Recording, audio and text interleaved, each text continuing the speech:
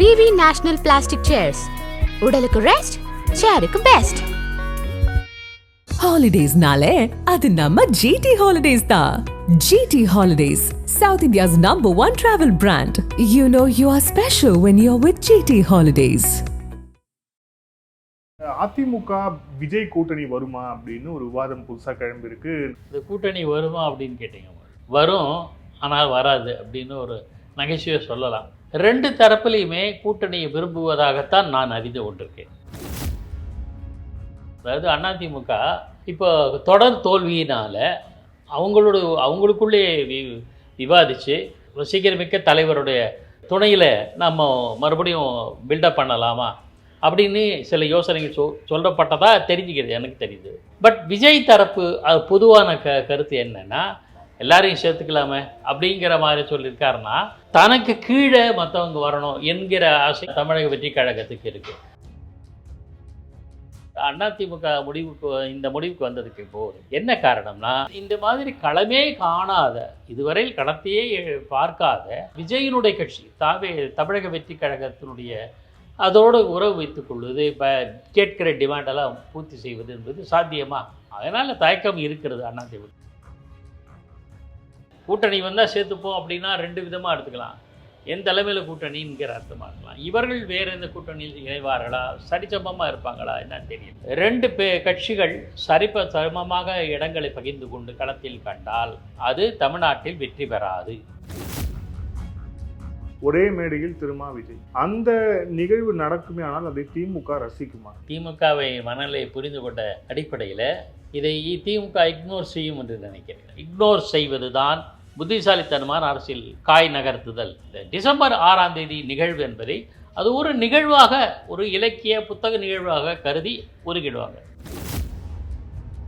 திராவிட முன்னேற்ற கழக கூட்டணியில் இடம்பெற்றிருக்கிற கட்சிகள் எப்போது அவங்ககிட்டேருந்து விலகி வருவாங்க எதிர்பார்க்க முடியாது. இந்த தேர்தலில் 2026 இப்போ இருக்கிற திமுக கூட்டணி உடையும் என்னால் சொல்ல முடியாது. முன்னப்பே பேரம் இருக்கலாமே தவிர இந்த கூட்டணி எப்படியே தான் இருக்கும். நேயர்களுக்கு அன்பு வணக்கம். இன்றைய சிறப்பு நேர்காணலில் நம்முடன் இணைந்திருக்கிறார் மூத்த பத்திரிகையாளர் பாக்கி அவர்கள். சார் வணக்கம். வணக்கம் வினோத். சார், இப்போ இந்த அதிமுக விஜய் கூட்டணி வருமா அப்படின்னு ஒரு விவாதம் புதுசாக கிளம்பி இருக்கு. நிறைய பேர் என்ன சொல்றாங்க அப்படின்னா, விஜய் அவர்கள் அதிமுகவோட சீட் ஷேரிங் வரைக்கும் போய் பேசி ஆரம்பிச்சிருக்காங்க அப்படின்ட்டு சொல்றாங்க. பட் ஆனால் அதிகாரப்பூர்வமாக ரெண்டு தரப்புலையும் பேசப்படலை. ஒருவேளை இத்தகைய ஒரு கூட்டணி அமையுமே ஆனால் அது எப்படி இருக்கும் அப்படின்னு நீங்கள் கணிக்கிறீங்க? இந்த கூட்டணி வருமா அப்படின்னு கேட்டீங்க. வரும், ஆனால் வராது அப்படின்னு ஒரு நகைச்சுவை சொல்லலாம். ஜோக்ஸ் அப்பார்ட், இது பல்வேறு கேள்விகளுக்கு ஆரம்பமாக இருக்குது. ரெண்டு தரப்புலையுமே கூட்டணியை விரும்புவதாகத்தான் நான் அறிந்து கொண்டிருக்கேன். அதாவது அதிமுக இப்போ தொடர் தோல்வியினால் அவங்களுக்குள்ளே விவாதித்து சரி ஏதாவது ஒரு சீக்கிரமிக்க தலைவருடைய துணையில் நம்ம மறுபடியும் பில்டப் பண்ணலாமா அப்படின்னு சில யோசனைகள் சொல்லப்பட்டதா தெரிஞ்சுக்கிறது, எனக்கு தெரியுது. அது கடந்த காலங்களிலே பாருங்களேன், எம்ஜிஆர் அதிமுக அவர் செல்வாக்கு மிக்கவர், ஜெயலலிதா அம்மையார், அப்படி ஒரு சீக்கிரமிக்க ஒரு க்ரௌட் புல்லிங்னு சொல்லுவாங்கள்ல ஆங்கிலத்தில், அந்த மாதிரி விஜய் இருந்தார்னா ரைட், அது பயனுள்ளதாக இருக்கும்னு நினைக்கிறாங்க. இது அதிமுக தரப்பு. பட் விஜய் தரப்பு அது பொதுவான கருத்து என்னென்னா, இதுவரை அவங்க களமே காண்டதில்லை. இப்போ மக்கள் நீதி மையமோ விஜயகாந்தோ மற்ற கட்சிகளோ தேர்தல் களத்தை பார்த்துருக்காங்க. அவங்களோட சதவீதம் என்னன்னு தெரியும். ஈவன் நாம தமிழர் கூட களத்தை கண்டவர். ஆக இதுவரையில் எந்த களத்தையும் காணாத விஜய் எப்படி அவர் அவருடைய செல்வாக்கை நம்ம எடை போட முடியும்? இது ஒரு பார்வை. இதுவும் அதிமுகக்குள்ளே இருக்கிற விமர்சனம். இப்போ விஜய் பொறுத்தவரையில் அவர் மாநாட்டில் அறிவித்தது பார்த்திங்கன்னா, தான் 234 தொகுதியிலும் போட்டியிட்டு மற்றவர்களையும் அரவணைத்துக் கொள்வோம் அப்படிங்கிற மாதிரி தான் அவர் பேசியிருக்கார். யாரும் வேண்டான்னு சொல்லலையே, நாம எல்லாரையும் சேர்த்துக்கலாமே அப்படிங்கிற மாதிரி சொல்லியிருக்காருன்னா, தனக்கு கீழே மற்றவங்க வரணும் என்கிற ஆசை அவங்களுக்கு இருக்குது. அதாவது தமிழக வெற்றி கழகத்துக்கு இருக்குது. ஆனால் அதற்கான ஆயத்த பணிகள் என்னன்னா கேள்விக்குறியாக இருக்குது. ஸோ இது இந்த ஒன்றும் குழப்ப நிலை நீடிக்கிறது. இது என்ன அதிமுகக்கு என்ன ஒரு சாதகம்னா, இந்த மாதிரி அண்மை காலத்தில் பாஜகவோட உறவு இல்லை அப்படின்னு அதிமுக திரும்ப திரும்ப சொல்லி வந்தால் கூட திமுக போன்ற கட்சிகள் அதிமுக வந்து பிஜேபியினுடைய பி டீம் என்பதை என்று சொல்லி சொல்லி சொல்லி மக்கள் மத்தியில் ஒரு கருத்துருவை உருவாக்கி இவங்க நீங்கள் அதிமுக நான் ஒருவேளை திமுக மேலே அதிருப்தி ஏற்பட்டால் கூட அது அதிமுக பக்கம் போயிடக்கூடாது, ஏன்னா அதிமுக என்பது பிஜேபி டீமு பி டீமு அப்படிங்கிற எண்ணத்தை மக்கள் மத்தியில் உருவாக்குறதுக்கு தான் தொடர்ந்து தலைவர்கள்லாம் பேசிட்டு வராங்க. பிஜேபிக்கு அதிமுக இன்னும் உறவு இருக்குது. இப்போ 2 நாளுக்கு முன்னாடி கூட எடப்பாடி சொல்லாததை சொல்லி, அவர் சொல்லவே இல்லை பிஜேபியோட கூட்டணின்னு சொல்லலை, ஆனால் பிஜேபியோட கூட்டணின்னு சொல்லுவாங்கன்னு ஒரு பரப்பு விட்டு சோஷியல் மீடியா தான் இருக்கேன் ஆக இது மாதிரி பண்ணுறாங்க. ஸோ அதை முறியடிக்கணும். அதையும் இல்லாமல் திராவிடத்தையும் முன்னிறுத்துகிற, பெரியாரை ஏற்றுக்கொண்டு இருக்கிற தாவேகாவோடு இணைந்து செயல்பட்டால் என்ன? ஏன்னா இப்போ தேமுதிக செல்வாக்கு குறைந்திருக்குது. பாமக வருவார்களா இல்லையா? அன்பிரடிக்டபிள் பார்ட்டி, யூகிக்கவே முடியாத ஒரு கட்சியாக இருக்குது. மற்ற கட்சிகளெல்லாம் அதிமுகக்கு எந்த அளவுக்கு பலம் தரும்னு தெரியாது. திராவிட முன்னேற்ற கழக கூட்டணியில் இடம்பெற்றிருக்கிற கட்சிகள் எப்போதும் அவங்கக்கிட்டேருந்து விலகி வருவாங்க எதிர்பார்க்க முடியாது. இந்த தேர்தலில் 2026 இப்போ இருக்கிற திமுக கூட்டணி உடையும் என்னால் சொல்ல முடியாது. முன்னப்பே பேரம் இருக்கலாமே தவிர இந்த கூட்டணி எப்படியே தான் இருக்கும். உடனடியாக நாளைக்கே விடுதலை சிறுத்தைகள் காங்கிரஸ் எல்லாம் விலகி போய் அதிமுக பக்கம் வரும் அதெல்லாம் சொல்ல முடியாது. ஆனால் இப்போ அந்த பேரம் என்ன பேசப்பட்டது அப்படிங்கிற செய்திகளில் 60 சீட்டு கேட்டார், துணை முதலமைச்சர் பதவி கேட்டார், கூட்டணி ஆட்சி கேட்டார் அப்படிங்கிற டிமாண்ட் சொல்கிறாங்க. நாம் 2011 தேமுதிகவுக்கு 41 சீட்டுகளை கொடுத்தார் அதிமுகவுடைய தலைவராக இருந்த ஜெயலலிதா அவர்கள் விஜயகாந்த் அவர்களுக்கு. ஆனால் வந்து கூட்டணி ஆட்சியோ கூட்டணி அமைச்சரவையிலேயோ வந்து தேமுதிகவுக்கு எந்த இடமும் தரல.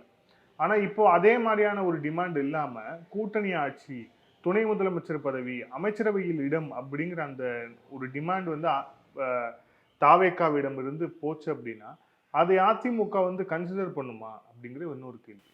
அதாவது தமிழக வெற்றி கழக விஜய் கட்சி வந்து இப்படியெல்லாம் கோரிக்கை வச்சா, டிமாண்டை வச்சா அது ஏற்குமா அப்படின்றது தான் உங்கள் கேள்வி. அவங்க கோரிக்கை வச்சுருக்காங்கன்றது உறுதியாக தெரியாது. ஒன்று. 2வது, நீங்கள் தேமுதிகவை ஒப்பிடுறீங்க. தேமுதிகவுடைய நிலைமை வேறு. 2006 தேர்தலில் அவங்க களம் கண்டார்கள்.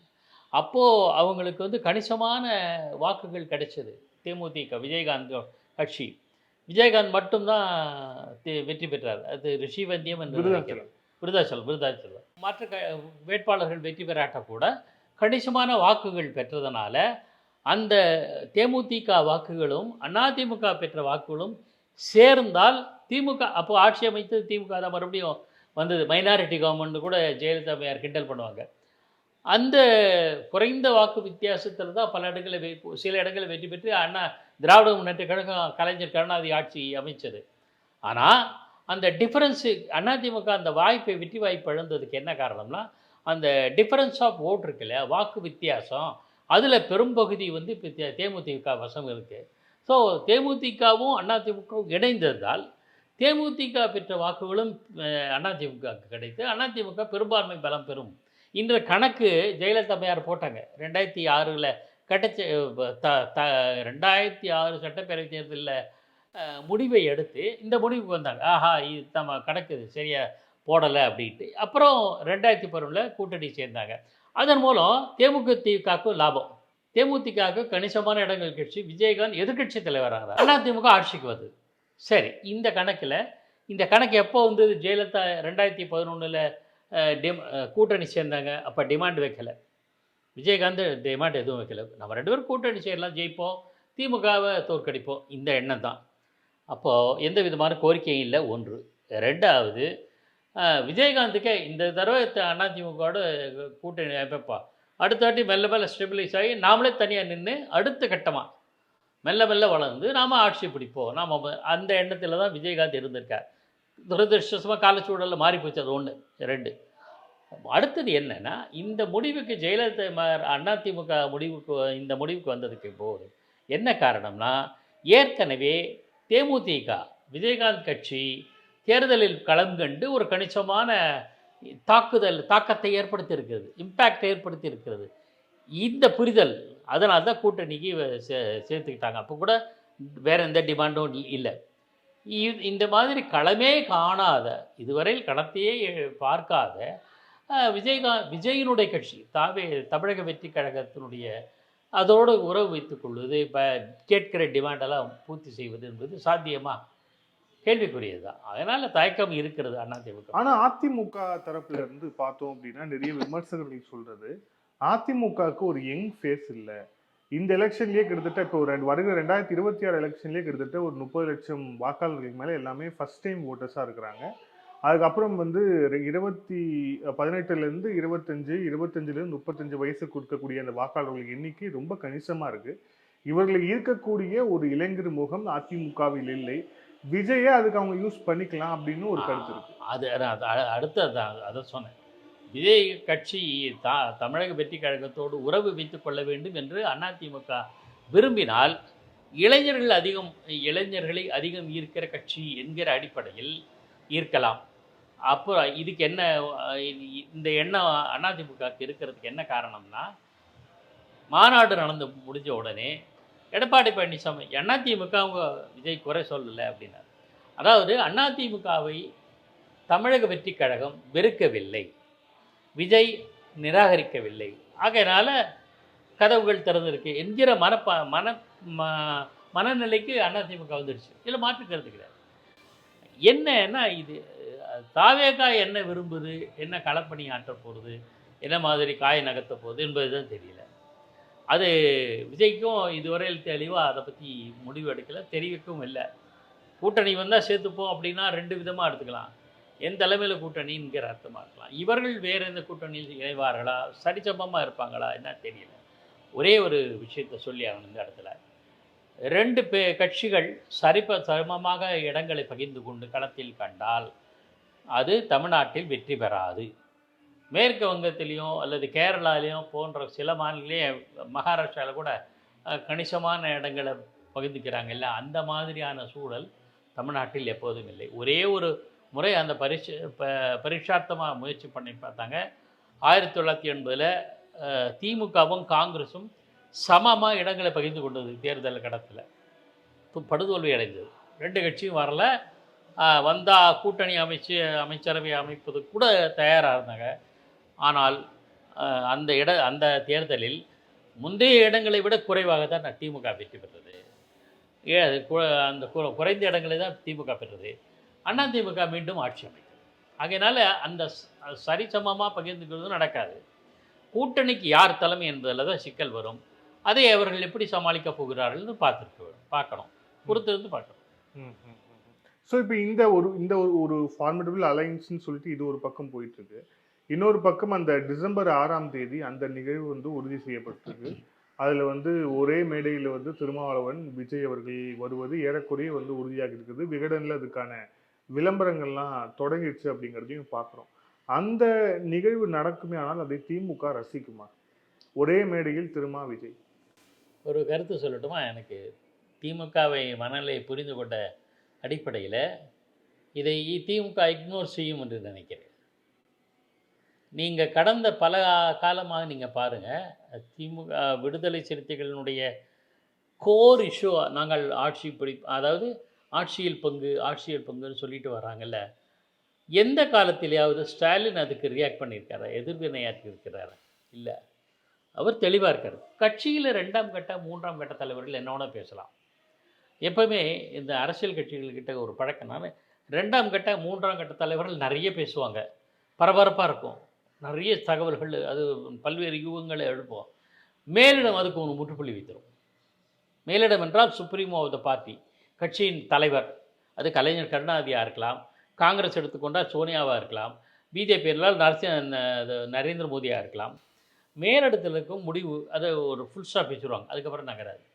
இதே நிலைமை தான் இந்த மாதிரியான யூகங்களுக்கும். திமுக வந்து திமுக மேலிடம் மௌனம் சாதிக்கிறது. கீழ்மட்ட தலைவர்கள் ஒவ்வொன்றும் பேசுவாங்க, விவாதங்களில் பேசுவாங்க. அதெல்லாம் இல்லை, விசிகாவும் நாங்களும் ஒன்றா இருக்கோம், அதெல்லாம் பேசுவாங்க. ஏன் இக்னோர் பண்ணணும்னு நினைக்கிறாங்க? இக்னோர் செய்வது தான் புத்திசாலித்தனமான அரசியல் காய் நகர்த்துதல் என்பதை திமுக புரிந்து கொண்டிருக்கு. அதுங்களுக்கு கடந்த கால அனுபவங்கள், நீண்ட நெடிய அனுபவம் உண்டுங்கிறதுனால ஏதாவது கருத்து சொன்னால் அது பாசிட்டிவாக சொன்னாலும் நாம் கவனமாக இருக்கணும். நெகட்டிவாக சொன்னோம் சிக்கலை ஏற்படுத்தும். நம்ம தேவையில்லாத விவாதங்களுக்கு நம்ம அதாவது கட்சி மேலிடம் ஸ்டாலின் அவர்களோ அல்லது உதயநிதி ஸ்டாலினோ இப்போ மேல் நிலையில் இருக்கிறவங்க பார்த்தீங்கன்னா கமெண்ட் பண்ணாமல் ஆகிட்டாங்க, அல்லது ரொம்ப பூடகமாக சொல்லிட்டு போவாங்க. அதுதான் அதனால் அவங்க மௌனம் சாதிக்கிறதுனால பார்த்துக்கலாம், இன்னும் 1.5 வருஷம் இருக்குது, 2026 தேர்தல் வரட்டும், அப்போ பார்த்துக்கலாம் என்கிற மனநிலையில் இருக்காங்க. ஏன்னா we will cross the bridge when it கம்ஸ்ன்னு என்று ஆங்கிலத்தில் ஒரு பழம் உண்டு. பாலம் வரும்போது கடந்து செல்வோம் அப்படிங்கிற மாதிரி. அது சர்ச்சை முற்றட்டும் வரட்டும் பார்த்துக்கலாம். ஏன்னா அதுக்குள்ளே என்னென்ன மாற்றங்கள் நிகழுமோ தெரியாது. அதெல்லாம் பொறுத்திருப்போம். இது ஒரு அரசியல் ஸ்ட்ராட்டஜியில் தி பெஸ்ட் ஆட்டிடியூட் டிஎம்கே செய்கிற காரியம். அதனால் நான் அப்படி தான் பார்க்குறேன். ஆனால் நீங்கள் திருமாவளவன் விசிகேலையும் பாருங்களேன், சர்ச்சைக்குரிய கருத்தை யார் சொல்கிறாங்க? ஆதவ அர்ஜுனா தான் சொல்கிறாரு. அது சொல்கிறது ஆதவ அர்ஜுனாத் பேசுகிறது வன்னியரசோ ரவிக்குமாரோ மற்றவர்களோ ஏற்பதாக இருக்கிறாங்களான்னு தெரியாது. ஆகையினால் ஒட்டுமொத்தமாக நாங்கள் தான் கட்சி மேலிடம் கூடி பேசி விவாதித்து முடிவெடுக்கும்னு அப்படியே விட்டுருவாங்க. ஆக இது இப்படியே போயிட்டுருக்கோம். இந்த டிசம்பர் 6ஆம் தேதி நிகழ்வு என்பதை அது ஒரு நிகழ்வாக, ஒரு இலக்கிய புத்தக நிகழ்வாக கருதி ஒதுக்கிடுவாங்க. அதுக்கு மேலே சர்ச்சைக்கு போக மாட்டாங்க. அதே மாதிரி அன்றைய தினம் பார்த்தீங்கன்னா என்னுடைய யூகம் டிசம்பர் 6ஆம் தேதி ஆதவ அர்ஜுனா ஏற்பாடு செய்கிற அந்த கூட்டத்தில் விஜயும் கலந்து கொள்வார். எல்லாரும் கூட கடைசி நிமிஷத்தில் இவங்க மாநாடு நடத்தினாங்க, மது ஒழிப்பு மாநாடு நடத்தினாங்கல்ல, அதில் எல்லாருக்கும் அதிமுகவுக்கும் அழைப்பு கொடுப்போன்னு ஒரு பிட்டு போட்டு விட்டார்ல, அந்த மாதிரி யாருக்கு மற்றவர்களை கலந்து கொள்ள கேட்போம் என்று ஒரு ஸ்டேட்மெண்ட்டை நடுவில் விசிகே விடக்கூடும் விடுதலை சிறுத்தைகள். அப்புறம் அப்படியே விட்டுட்டு டிசம்பர் 6ஆம் தேதி நிகழ்ச்சியை நடத்தி எந்த விதமான சர்ச்சைக்குரிய பேச்சை தவிர்த்து அன்றைக்கு மட்டும் அப்படியே முடிச்சிடுவாங்க. அதனால் அது ஒன்று பெரிய சர்ச்சையாக இருக்குது. இவங்களை கேட்டிங்களா, திமுக கேட்டாங்கன்னா, ஆமாம் அது அம்பேத்கர் நூல், அம்பேத்கருக்கு சம்மந்தமான விஷயங்களில் விசிக கலந்து கொள்வது வியப்பு ஒன்றும் கிடையாது, அது அவங்களோட லட்சியம்.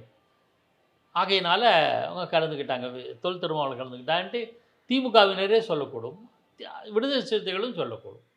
அதனால் அது பெரிய சர்ச்சையாக ஏன் ஆக்க விட மாட்டாங்க, ஏன் அதை சர்ச்சை ஆக்கிறதுக்கு புத்திசாலித்தமாக தவிர்க்கிறாங்கன்னா, விசை வளர்ந்து வருகிற ஒரு இளைஞர்கள் இருக்கிற தலைவர் இந்த கூட்டம் குறித்து ஏதேனும் பரபரப்பான ஒரு கருத்தை சொல்லிவிட்டால் அந்த பரபரப்பு விஜய் நோக்கியும் நகரக்கூடும். அது தேவையில்லாமல் தேர்தலில் ஏதேனும் தாக்கத்தை ஏற்படுத்தக்கூடும்.